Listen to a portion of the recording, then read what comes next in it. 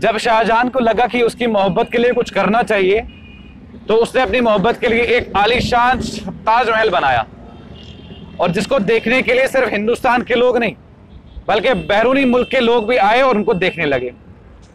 ताजमहल बनाते वक्त 22,000 मजदूर जो थे वो काम कर रहे थे, और उन मजदूरों के हाथ में क्या था? उस टाइम पर कोई टेक्नोलॉजी नहीं थी, पत्थर काटने वाली कोई मशीन नहीं थी, पेंट ब्रशेस नहीं थे। तब ऐसा क्या था उन मजदूरों के हाथों में? लेकिन उन मजदूरों के हाथ में जो था वो थी कला, कि वो पत्थर में भी जान डाल सकते थे। और उसी 7 वंडर्स ताजमहल को, और जितने भी प्यार करने वाले लोग हैं वो हमेशा ये सोचते हैं कि हमारा इश्क जो है सफल तब होगा जब हम आगरा जाएंगे, और आगरा जाते ही ताजमहल से लिपट कर अपनी मोहब्बत का इजहार करेंगे और मुमताज से कहेंगे कि मेरे साथ भी एक मुमताज है, इसको आशीर्वाद दीजिए। तो कहीं ना कहीं मोहब्बत की बात थी। और एक बात फिर सामने आई कि 22,000 मजदूरों ने वो काम किया और 22,000 मजदूरों के हाथ काटे गए, जबकि ऐसा नहीं था। वैसे ही लोग, और ये कौन से लोग थे 22,000? क्या ये राजा महाराजा थे? क्या ये उनकी सेना थी? क्या सेनापति थे? नहीं, बल्कि ये वो लोग थे जो अपनी रोजी रोटी कमाने के लिए सुबह घर से निकलते थे और शाम को लौटते थे अपने बच्चों के पास, अपनी माँ और बाप के पास, अपनी बीवी के पास। ऐसे ही कुछ लोगों की कारीगरी जो है इंसान हमेशा दिल में रखता है, और ऐसी कारीगरी से आज जम्मू में आपको हम मुलाकात करवाएंगे। आप मेरे पीछे देख सकते हैं किस तरीके से हाथ से बनाई हुई चीज, सीमेंट से बनाई हुई कारीगरी। और इस कारीगरी को अगर मैं नाम दूं तो ये सेना जो है आगे चल रही है, उसके पीछे घोड़े पर सेनापति सवार है, और हमेशा की तरह चाहे 70 साल पहले बात करें या 70 साल के बाद, राजा जो है हमेशा ऊंचे स्थान पर ही रहता है, और वो ऊंचा स्थान जो है वो हाथी है। और एक सवाल दर्शकों के लिए मैं डाल देता हूं कि ये कौन से लोग हैं? क्या ये अमीर घराने के लोग हैं जो ऐसी कारीगरी करते हैं दीवारों पर? क्या ये वो लोग हैं जिनको देखने के लिए, जिनके काम को सराहने के लिए हमारे जैसे लोग, आपके जैसे लोग अप्रिशिएट करते हैं? क्या इस तरीके की कारीगरी किसी को बनानी आती है?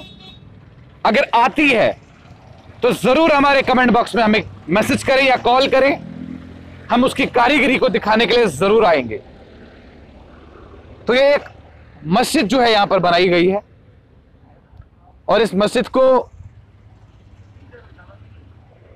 सीमेंट से बनाया गया है, हाथों से बनाया गया है, जो कि इस तरीके की कारीगरी जब आपको देखने को मिलती है तो दिल जो है बहुत खुश हो जाता है।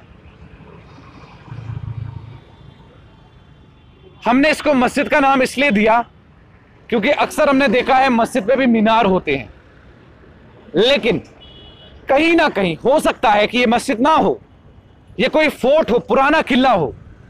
क्यों? मैं आपको बताता हूं। यहां पर लिखा हुआ है आर्मी हेडक्वार्टर।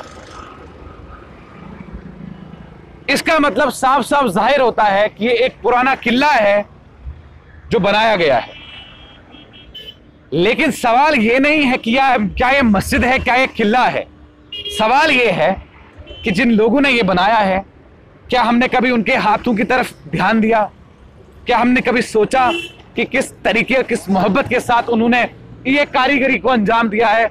और बाकी तो छोड़िए, कहते हैं don't play with nature otherwise nature will kill you. लेकिन जब भगवान और खुदा की दी हुई चीज, कला जो है उसके पास आती है तो ऐसे पेड़ नजर आते हैं। ये इस तरीके से खूबसूरत बनाया है कि इंसान परेशान हो जाता है ऐसी कला को देखकर। और फिर महलों की तस्वीरें जब आप दीवारों पर देखते हैं, और अक्सर छोटे बच्चे जो हैं वो छोटा भीम को देखते ही होंगे, क्योंकि हमारे बच्चे, हमारे दर्शक जो हैं उनके छोटे छोटे बच्चे हैं। मैं भी देखता हूं Chhota Bheem. I love to see, I love to watch.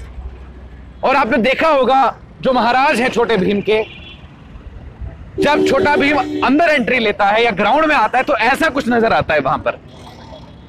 ये छोटे छोटे पेड़ उसके बाद इस तरीके से कारीगरी, अभी ये इनकम्प्लीट है, इसमें रंग भरे जाएंगे या नहीं भरे जाएंगे वो देखने की बात रहेगी, लेकिन ऐसी खूबसूरती से आप लोगों को रूबरू कराना हमारा फर्ज है। ऐसे लोग जो कहां से आए हैं कुछ मालूम नहीं, क्या जम्मू के लोग हैं, क्या बाहर के लोग हैं, लेकिन जो भी हैं ये जम्मू कश्मीर की आवाम की तरफ से हम इनको सैल्यूट करते हैं, इनके हाथों की कारीगरी को सराहना करते हैं।